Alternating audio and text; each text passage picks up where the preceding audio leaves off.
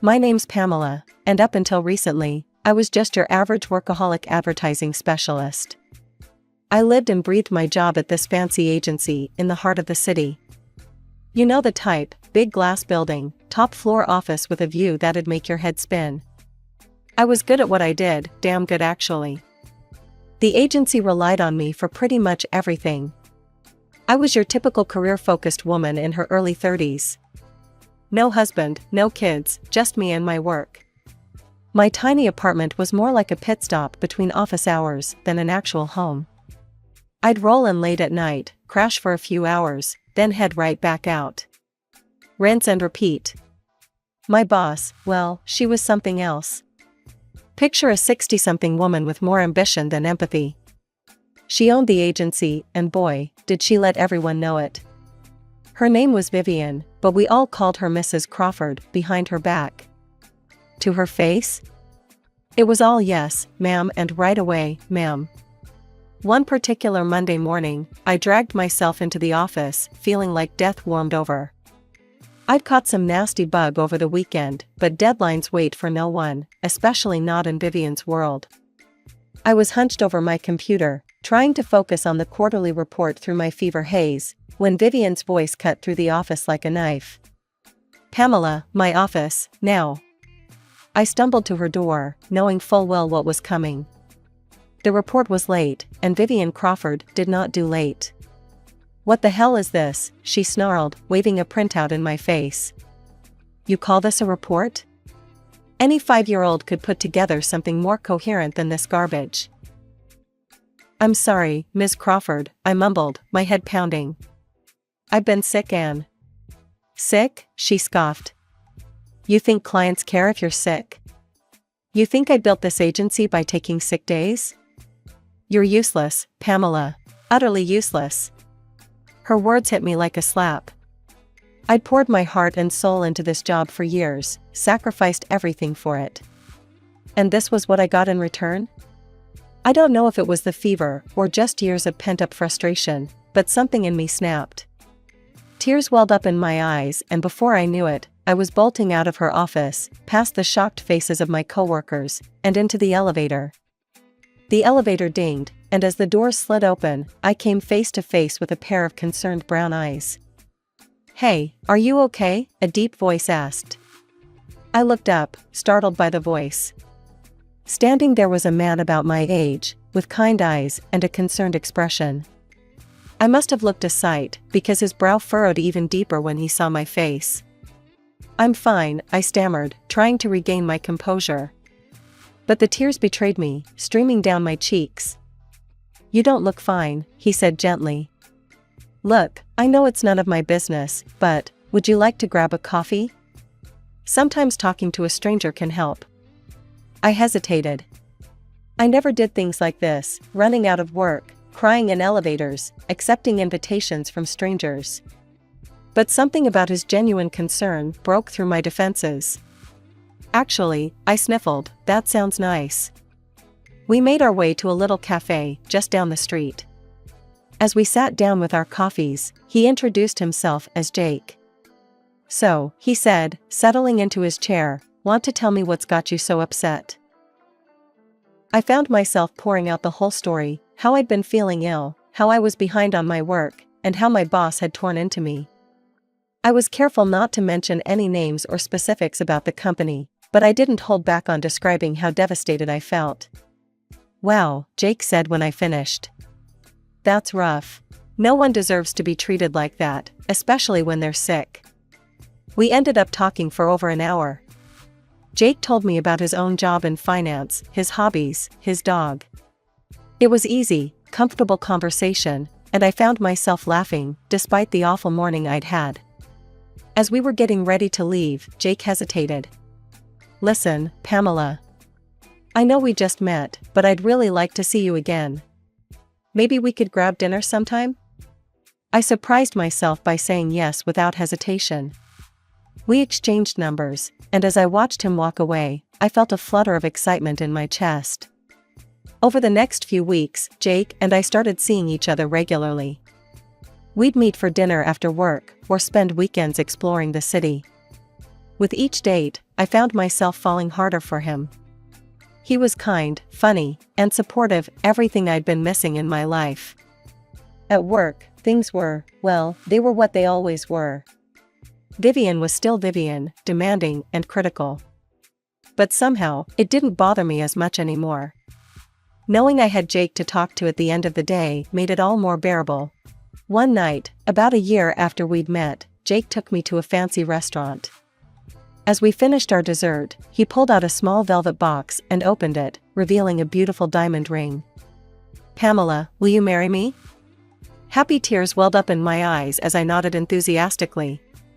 Yes, of course I'll marry you." As Jake slipped the ring on my finger, I felt like I was floating on air. Everything was perfect. Jake was perfect. Our life together would be perfect. The weeks following our engagement were a whirlwind of happiness. One evening, as we cuddled on the couch in my apartment, Jake brought up something I hadn't even considered. "Babe," he said, running his fingers through my hair, "I think it's time you met my mom. She's been asking to meet you. How about this weekend? We can drive out to her place." That Saturday, we pulled up to a house that made my jaw drop. It was huge, easily 3 times the size of the house I grew up in.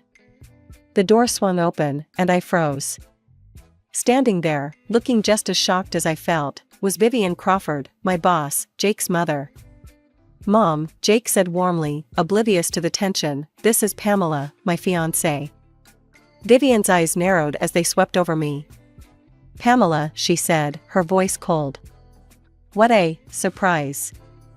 "Jake, darling, surely you can do better than this." She waved her hand dismissively in my direction.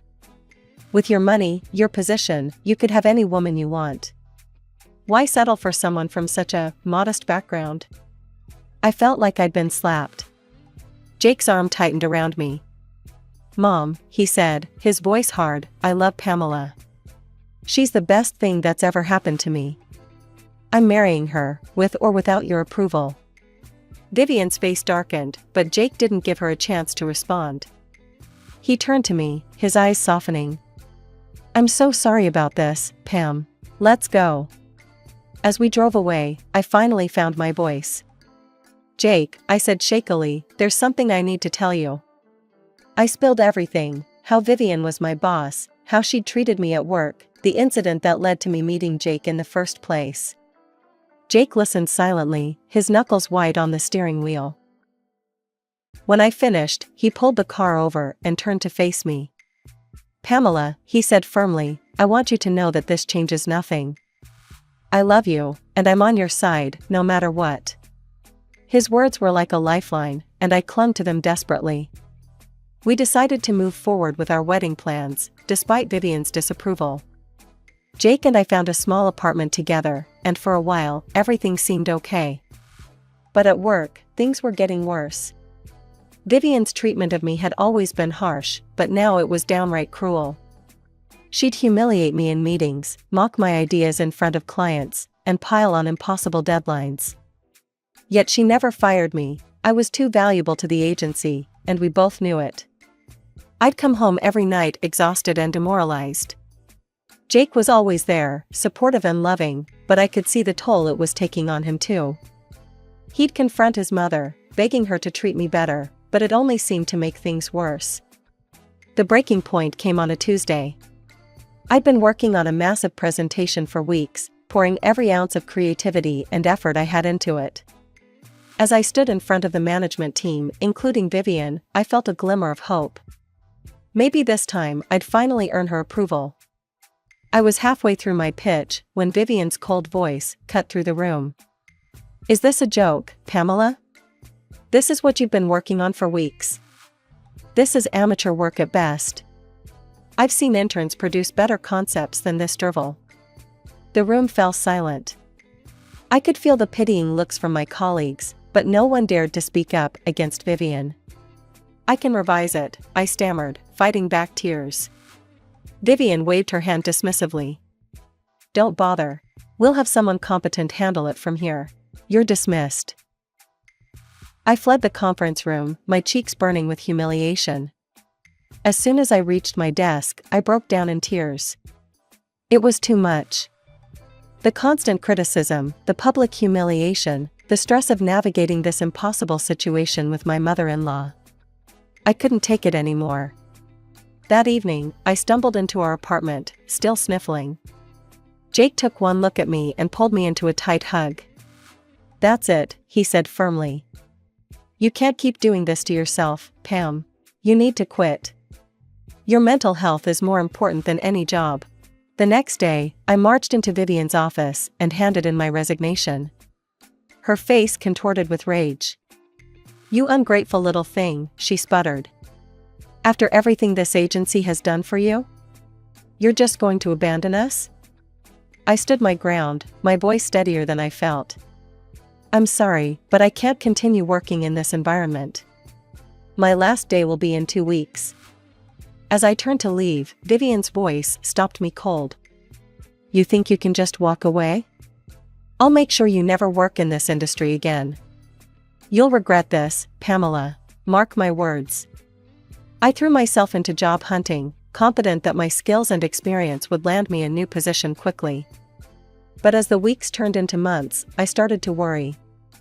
Every promising lead seemed to fizzle out at the last minute. It was as if someone was sabotaging my efforts. Finally, after nearly 6 months of searching, I landed a job at a smaller agency. It wasn't as prestigious as my old position, but I was grateful for the opportunity. As I settled into my new role, I began to feel like things were finally looking up. But fate, it seemed, had other plans. Just as I was starting to feel secure in my new job, my boss called me into his office. The moment I saw his face, I knew something was wrong. "Pamela," he said, his voice heavy with regret, "I'm afraid we have to let you go. Your work has been excellent. It's just, well, I can't say more, but my hands are tied. I'm sorry." As I packed up my desk in a daze, my phone buzzed with a text. It was from Vivian. "How does unemployment feel, dear? Perhaps now you'll learn your place." In that moment, I realized the true extent of my mother-in-law's vindictiveness. She hadn't just threatened to ruin my career, she was actually doing it. The following months were a blur of anxiety and frustration. No matter how many resumes I sent out or interviews I went to, I couldn't seem to land a job. I started picking up freelance gigs just to make ends meet, but it was barely enough to cover our bills. One afternoon, as I sat at our kitchen table, scrolling through job listings I knew would lead nowhere, my phone rang. It was Vivian. My finger hovered over the decline button, but curiosity got the better of me. "Hello?" I answered cautiously. "Pamela, dear," Vivian's saccharine voice oozed through the speaker. "I just thought I'd check in on my favorite daughter-in-law. You know, Jake's birthday is coming up soon." I froze. In all the chaos of the past few months, I'd completely forgotten about Jake's birthday. "I was thinking," Vivian continued, her voice suddenly warm, "why don't we surprise him? We could throw a party at my house. All his friends, family, it would be lovely, don't you think? It's time we put our differences aside, don't you think? Jake'd be so happy to see us getting along." As much as I wanted to refuse, I couldn't deny that Jake would love to see his mother and wife reconcile. And after everything he'd done for me, didn't he deserve a special birthday? "All right," I said hesitantly. "What did you have in mind?" Vivian's voice brightened. "Wonderful. Why don't you come over early on the day of the party? We can set everything up together. It'll be our little secret from Jake." Against my better judgment, I agreed. The day of the party arrived, and I made my way to Vivian's house, my stomach in knots. As I approached the front door, I could hear voices and laughter inside. As I stepped inside, I was shocked to see the house already full of guests. Vivian's phone was in her hand, apparently live streaming the event. "Everyone," Vivian announced loudly, her eyes gleaming with malice, "I'd like you all to greet our help for the evening." Before I could process what was happening, Vivian thrust a maid's uniform into my hands. "Here you go, dear. The kitchen's that way. Chop chop, these guests won't serve themselves." I stood there, stunned, as the room fell silent. All eyes were on me, a mix of pity and secondhand embarrassment on their faces. "What's the matter?" Vivian sneered, her voice carrying clearly in the quiet room. "This is what you're suited for, isn't it? A girl from the slums, parents who worked in a factory. You should be grateful I'm giving you the opportunity to serve your betters." The humiliation was overwhelming. Tears pricked at my eyes as I looked around the room, desperately searching for a friendly face, for someone to stand up to this cruelty. But everyone averted their gaze, unwilling to challenge Vivian. In that moment, something inside me snapped. I'd endured months of Vivian's torment, but this was a step too far. Without a word, I dropped the uniform at Vivian's feet and stormed out of the house, ignoring her calls behind me. I burst into our apartment, a mess of tears and anger. Jake was there, getting ready to head to his mother's house. He took one look at me, and his face fell. When I told him everything, Jake's face paled. He grabbed his phone and quickly pulled up his mother's social media page. There it was, the video of my humiliation, already gaining views and nasty comments. Jake's hand shook as he watched the video. I could see the conflict in his eyes, the love for his mother warring with his love for me. But as Vivian's cruel words rang out from the phone speakers, his jaw set in determination. He dialed Vivian's number, putting the phone on speaker. When she answered, her voice was sickly sweet. "Jake, darling, where are you? Everyone's waiting." "Save it, Mom," Jake cut her off. "I saw the video. How could you do that to Pamela?" There was a pause, then Vivian's voice turned cold. "Oh please, Jake. I was just putting her in her place. You know she's not good enough for you. I was doing you a favor." "No, Mom," Jake interrupted again. "You weren't doing me any favors. You were being cruel and manipulative. I love Pamela, and I won't let you treat her like this anymore. We're done. Don't contact us again." He hung up before Vivian could respond. The silence in our apartment was deafening. Jake turned to me, his eyes soft. "I'm so sorry, Pam. I had no idea she would go this far."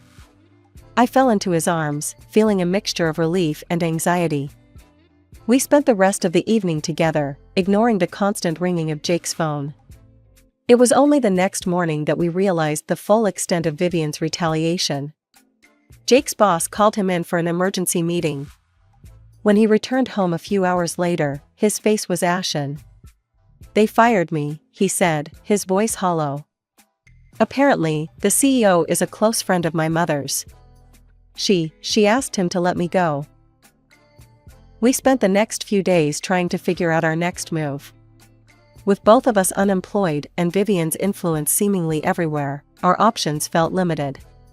"Maybe," Jake said hesitantly one evening, "maybe we should consider moving. Start fresh somewhere else, away from my mother's influence." The idea was tempting, but something nagged at me. "Jake," I said slowly, "why did your parents get divorced? You've never really talked about it." Jake's face clouded over. "I don't really know the details. Mom always said Dad abandoned us, that he didn't want anything to do with me.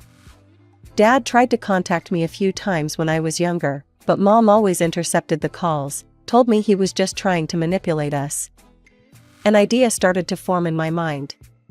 "Jake, what if we reached out to your dad? Maybe he could shed some light on all of this." We arranged to meet Jake's father, Robert, at a quiet cafe the next day. As we walked in, I spotted an older man who bore a striking resemblance to Jake. His face lit up when he saw us, and he stood to greet us with a warm, if slightly awkward, hug for Jake. "You must be Pamela," he said, turning to me with a kind smile. "It's wonderful to meet you." As we settled in with our coffees, Robert's face grew serious. "Jake, I can't tell you how happy I am to hear from you. But I have a feeling this isn't just a social call. What's going on?" Jake took a deep breath and began to explain everything: Vivian's treatment of me, her sabotage of our careers, the humiliating party incident. Robert listened intently, his face growing darker with each revelation. Dad, Jake said hesitantly, what really happened between you and Mom? Why did you divorce? Robert's eyes clouded over with a mix of anger and sadness. It's a long story, son. One I'm not proud of. You see, I used to work for my father's company. Your mother was in the accounting department. I thought we were happy, but... He paused, taking a sip of his coffee before continuing. One day, the police showed up at the office.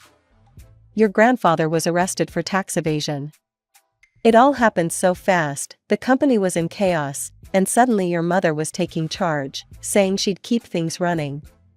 Jake and I exchanged a glance, both thinking the same thing. This sounded awfully familiar. Robert continued. I had my suspicions. Your mother had access to all the financial records, and she'd been pushing for more control in the company for months. I confronted her, asked her if she had anything to do with framing your grandfather. She didn't deny it, Robert continued. Instead, she threatened me. I had an affair. It was brief, but your mother found out. She had evidence, photos, messages, everything. Jake and I exchanged a shocked glance as Robert continued, his voice heavy with regret. The woman I had the affair with, her husband was an incredibly influential man in our industry. Your mother threatened to tell him everything unless I did exactly as she said. She gave me an ultimatum, divorce her, give her everything, and stay away from you, or she'd destroy me completely. I'm ashamed to say I took the coward's way out. I thought I was protecting you, Jake. As we sat there, processing everything we'd learned, a memory suddenly hit me. Jake, I said urgently, remember when I first started at the agency? I noticed some discrepancies in the books. I even took some pictures, thinking I might need to bring it up to Vivian later. Jake's eyes widened. Pam, are you saying? I nodded. I think your mother might be doing the same thing she did to your grandfather. If we can prove it. After our revealing conversation with Robert at the cafe, we all decided to return to our apartment. As soon as we entered, I made a beeline for my laptop. Jake and Robert watched intently as I booted it up, their anticipation palpable. Here they are, I said, pulling up the folder containing the incriminating photos. Just as I remembered. Jake and Robert leaned in, their eyes widening as they took in the images on the screen. Clear as day, there was evidence of double-entry bookkeeping, one set of books for the tax authorities, and another showing the true state of the company's finances. Jake's face set in determination. We need to take this to the authorities right away. Mom can't keep getting away with this. The next few weeks were a whirlwind. We contacted the tax authorities, presenting them with the evidence I had uncovered. They launched a full and in-depth audit of Vivian's agency. The investigation was thorough and relentless. The scale of tax evasion was staggering. Vivian was arrested and charged with multiple counts of tax evasion and fraud. The trial was swift, and the evidence overwhelming. In the end, the judge handed down a harsh sentence. Vivian would be spending several years in prison. In the aftermath of Vivian's conviction, the court decided to transfer ownership of the agency to Jake, as the closest family member not implicated in the crimes. It was a lot to take in, and we spent many late nights discussing what to do next. One evening, as we sat on our balcony watching the sunset, Jake turned to me with a smile. You know, Pam, I've been thinking.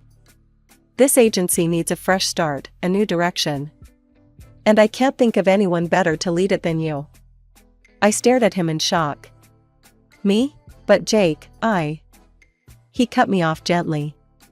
You're brilliant, Pam. You saw what was happening when no one else did. You have the skills, the vision, and the integrity to turn this agency into something we can be proud of. What do you say? Will you be our new executive director? Tears welled up in my eyes as I nodded, too overwhelmed to speak. After everything we'd been through, after all the times Vivian had tried to tear me down, here I was, being offered the chance to lead the very agency she had used to torment me. The next few months were busy as we restructured the agency. We implemented strict ethical guidelines, rebuilt client relationships, and created a work environment based on respect and creativity. Slowly but surely, the agency's reputation began to recover. Through it all, Robert was there, offering support and advice. Over time, the awkwardness faded, and we found ourselves enjoying Sunday dinners together, rebuilding the family bonds that Vivian had tried so hard to destroy.